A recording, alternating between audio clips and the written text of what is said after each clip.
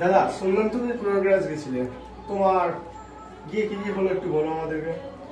হ্যাঁ, তো আমি গেছিলাম 21 তারিখ। তো 21 তারিখ 21শে ফেব্রুয়ারি। তো আমার প্ল্যান ছিল না কিছু, তো অভিষেক ছিল, অভিষেকের খুব ইচ্ছা হয়েছে যে প্রয়াগরাজ যাবো, প্রয়াগরাজ যাবো। খুব মানে 144 বছরে মহাকুম্ভ মেলাটা ফার্স্ট হয়, তো যাবো যাবো যাবো, মাথা খারাপ করছে। বলছি আমি ফার্স্টে যাবো না, তাই দরকার নেই।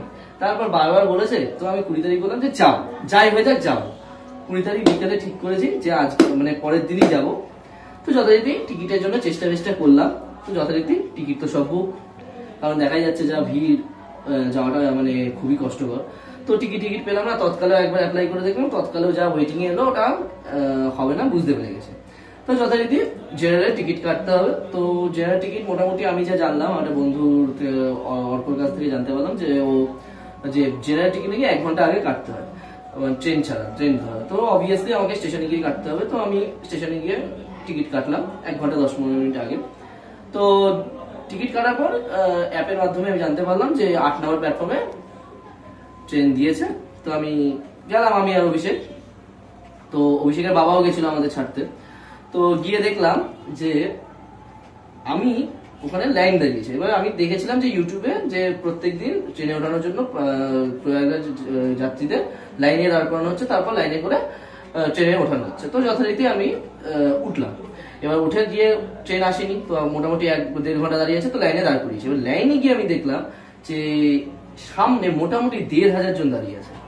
হ্যাঁ, আর জেনারেলের কম্পার্টমেন্ট 4টে। আমি যদি 100 করেও ধরি, 100-200 ঠেসে তো মানে সবাই ঢুকতে পারবে না, এরকম অবস্থা। এবার ওটা জেনারেল লাইন, কারণ পুরো পেছন দিকে অবধি লাইন আছে। তো যথারীতি ট্রেন ঢুকলো। এবার বুঝলাম যে লাইনে করে ভদ্রভাবে গিয়ে তো কিছু হবে না, কারণ জায়গায় উঠতে হবে। তো যথারীতি ট্রেন ঢুকলো, পাবলিক তো এগেলো, সাথে আমি আর ও মিলে মারপিট করে এগিয়ে যাচ্ছি। ভিড় মানে বিশাল ভিড়, মানে ও মানে কল্পনার অতীত। এগিয়ে যাচ্ছি, ঠেসে এগিয়ে যাচ্ছি ভাই। এগিয়ে ঠেকিয়ে উঠে গেছি। 4টে সামনের দিকে 4টে পড়েছিল, উঠে বসেছি। বসে তো জায়গা পাইনি। সব তো মানে যা বুঝলাম ওখানে গিয়ে যে সবাই সকাল থেকে দাঁড়িয়ে আছে, এরকম অবস্থা।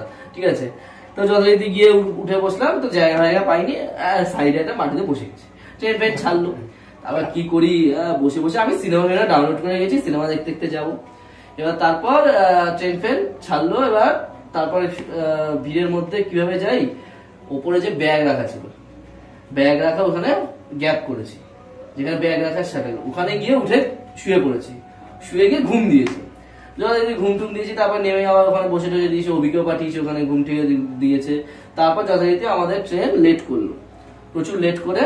যা দেখলাম যে আমাদের ট্রেন আর দেখি পাশে একটা হাওড়া এক্সপ্রেস দাঁড়িয়ে আছে। ওটা মহাকুম্ভ স্পেশাল ছিল, পুরোটাই জেনারেল। এবার ব্যবস্থাটা এমনই হয়েছে যে দেখলাম যে ওটা আগের দিনের ট্রেন, লেট করে আমাদের সাথেই ঢুকেছে, মানে আমাদের আগের দিনের ট্রেন। মানে প্রচুর ভিড়, মানে খুবই বাজে অবস্থা। তারপর ওটা দেখলাম, ওটা ক্রস করে ওই লাইনে পরপর 5টা ট্রেন দাঁড়িয়ে আছে। আমাদের ট্রেনটা 2 নম্বর লাইনে ছিল, ওটা 1 নম্বরে পরপর 5টা ট্রেন দাঁড়িয়ে। আমি বুঝলাম যে এইভাবে যাওয়াটা ইম্পসিবল। তো আমি নেমে গেলাম ওখান থেকে। এবার তখন সামনে ছিল প্রয়াগরাজ চকি বলে একটা স্টেশন। প্রয়াগটা আবার জংশন থেকে, ঠিক আছে, প্রয়াগরাজ চকি জংশন, তারপর নাইনি জংশন, তারপর প্রয়াগরাজ জংশন। 3টে জংশনের পর প্রয়াগরাজ জংশনে ঢোকা যায়। তারপর প্রয়াগরাজ জংশন থেকে হেঁটে আমাদের যে মেন তীর্থস্থান সঙ্গমের স্থান, তো আমি পৌঁছাতে পারিনি। তো আমার একজন বলছে প্রয়াগরাজ চকি থেকেও যাওয়া যায়। তো আমি তো অবভিয়াসলি ইউপি কিছু জানি না। তো ওখান থেকে নেমে হাঁটলাম, হেঁটে ওখানে গিয়ে একটা জায়গায় আমি রুটি নেওয়া ছিল, 15খানা রুটি নিয়ে গেছিলাম। তো আমি আর অভিমেলে খেলাম, সেটা খেয়ে দিয়ে ওখান থেকে অটো ধরলাম। অটো ধরে সঙ্গমের জন্য গেলাম। তো ও বলছে যে উনি বললো যে আমাদের 3-4 কিলোমিটার আগে ঢুকতে দিচ্ছে না, তো 3-4 কিলোমিটার হাঁটতে হবে। তো যথারীতি অটো ধরলাম। তো অটো ধরে ওখানে গেলাম, গিয়ে একটা জায়গায় গিয়ে দেখলাম যে ওখানে ব্রিজ আছে, হাঁটার জন্য ব্রিজ দিয়েছে। যে সঙ্গমের নদী যেটা গঙ্গা যমুনা আর সরস্বতী পাতাল দিয়ে আসে, তো গঙ্গা যমুনা পার করার জন্য ব্রিজ দিয়েছে, হাঁটার ব্রিজ। এবার ওখানে গিয়ে দেখতে পেলাম যে পুলিশরা আটকে দিয়েছে, যে আমাদের যেতে দেবে না, যারা সঙ্গমের দিকে যাচ্ছ তোমাদের যেতে দেবো না। এবার বলেছে যোগী এসছে, তো বন্ধ আছে, বলেছে 28-29 তারিখ খুলবে। এবার মাথা ব্যথা গেছে, গরম হয় ভাই, পৌঁছাতে তো হবে, এত চেষ্টা করেছি যখন, তো যাবো যখন ভেবেছি, তো অ্যাটলিস্ট যেতেই হবে, এনি কস্ট যেতে হবে। তবে আমি আর ওখানে টোটাল 30টা ব্রিজ আছে, আমার আইডিয়া ছিল না 30টা ব্রিজ আছে। আমরা 22 নম্বরে ছিলাম। তো 22 থেকে আমি দেখলাম যে 22 থেকে 24-25 একটা তো ব্রিজে পাচ্ছি না, সবই বন্ধ করে দিয়েছে। তারপর গিয়ে দেখলাম ভাই কি ইচ্ছা হলো একটু নদীতে যাই। নদী মানে শুকিয়ে গেছে তো ওখানে গিয়ে হাঁটছি, দেখি যে ব্রিজটা যে টোটাল আছে ওই মাঝখান দিয়ে লোকেরা ওইদিকে যাচ্ছে, কিন্তু যেখানে আমাদের আটকে ছিল ওখান দিকেও যাচ্ছে, কিন্তু মাঝখান দিয়ে গিয়ে লোক যাচ্ছে। আমার একটা অবাক লাগলো কি মাঝখান দিয়ে যদি যায় তাহলে অবভিয়াসলি স্টার্টিং পয়েন্ট দিয়ে যাবে, স্টার্টিং পয়েন্ট দিয়ে কেউ যাচ্ছে না।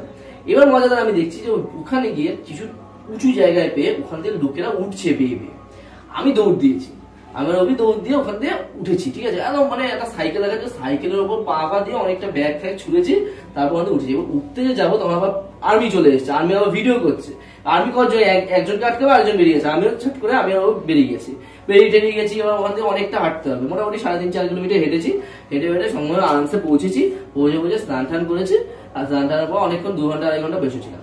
এবারে এতক্ষণ এগুলো নর্মাল যাতায়াত, আমাদের জার্নি হয়েছে, কোনো প্রবলেম হয়নি। এবার আসল হলো খেলাটা যে তারপর ফিরবো কিভাবে।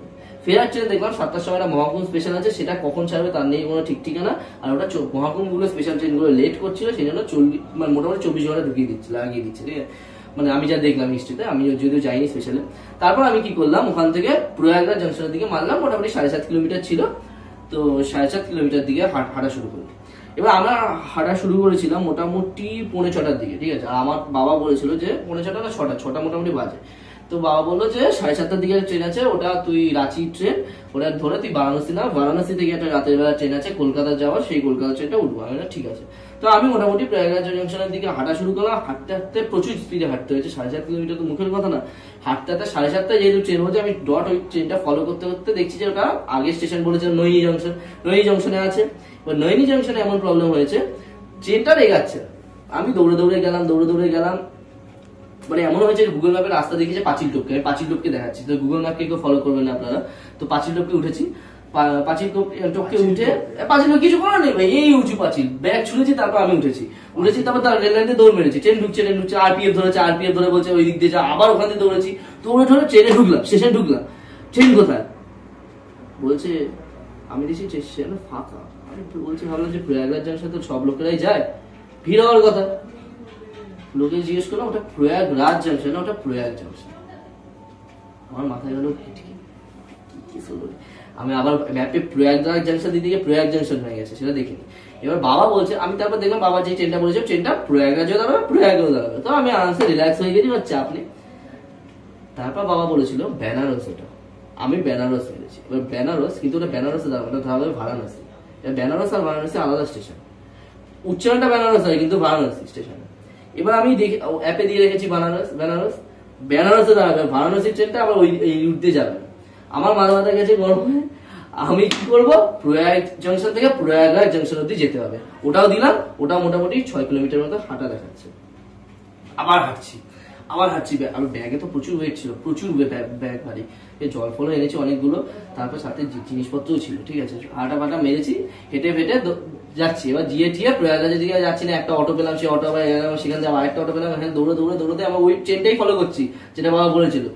তারপর গিয়ে স্টেশনে গিয়ে ঢুকলাম, দৌড়ে উঠলাম, আরপিএফ কে জিজ্ঞেস করলাম দাদা কোথায় ট্রেন, বলছে ট্রেনটা না ক্যান্সেল হয়ে গেছে, আজকে প্রয়াগরাজ দাঁড়াবে। ওটা প্রয়াগরাজে আগে একটা লিঙ্ক কেবিন আছে, ওখান থেকে ঘুরিয়ে দিয়েছে। আমার তো মুড ফুড খারাপ হয়ে গেছে, তখন রাত্রি বাজে 9টা, ওই প্রয়াগরাজ অনেক তাড়াতাড়ি এসেছিল, 8:47 নেমেছিল প্রয়াগরাজ, তারপরে হেঁটে কি করি 9টা বাজে, এখন দেখুন নেক্সট ডে 9:45, তা বসেছিলাম কিছুক্ষণ, তারপর ভাবলাম যাই একটু খাই, কারণ খিদে পেয়ে গেছিল তখন। তারপর কি মনে হলো,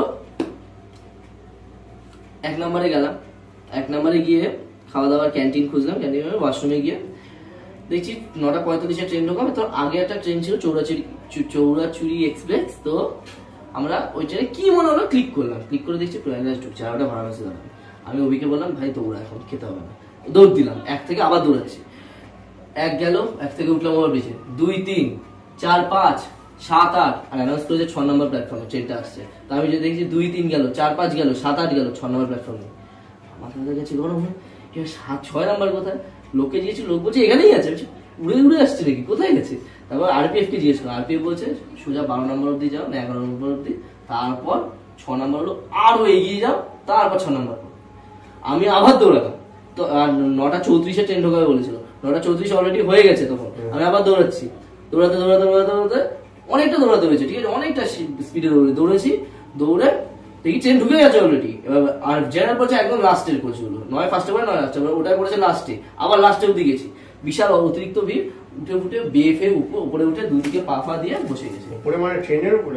ট্রেনের উপরে না, মানে ট্রেনের বগিতে ঢোকার পর দুদিকে পা দিয়ে উঠে উঠে আরামসে বসে গেছে। এবার বসে রয়েছে, ট্রেন ফ্রেন ছাড়লো আরামসে। এবার ট্রেন বহু ঝোলানো শুরু করলো, 10টা মোটামুটি ছাড়লো, 10টা একটু আগে ছেড়েছে, 10:15 ছেড়েছে। এমন ঝোলালো ট্রেন, এমন ঝোলালো, কারণ ওটা আমি যেটা কলকাতা এক্সপ্রেস ধরার কথা ছিল ওই ট্রেনটাও লেট করেছে, ওটা দেখাচ্ছিল তখন 2:30 ঢোকাবে, ট্রেনটা লেট করে লাস্টে বারাণসী ছেড়েছে 3:15। আমাদের ট্রেন ঢুকেছে 3:27, আর আমরা কলকাতা এক্সপ্রেসটা মিস করে গেছি। কি করবো, মাথা ব্যথা গেছে, গরম হয়ে খাই নি কিছু নেই।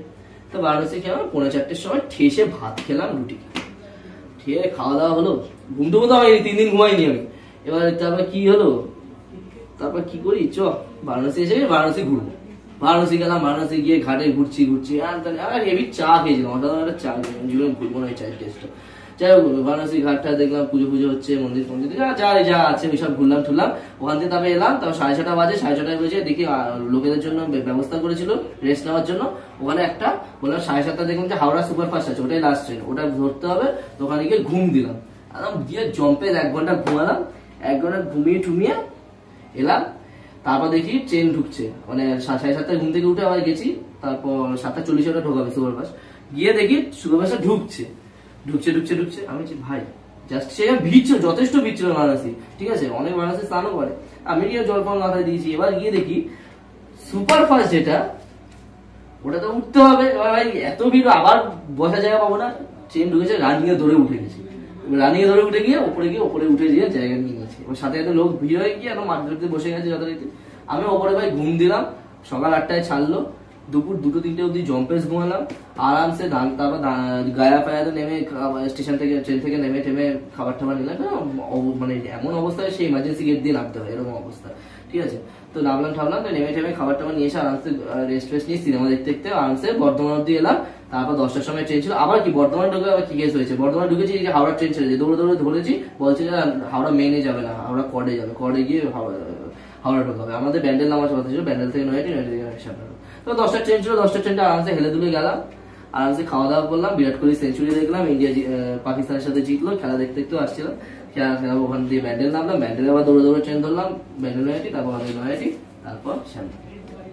এটা হলো পুরো জার্নি খতম হয়।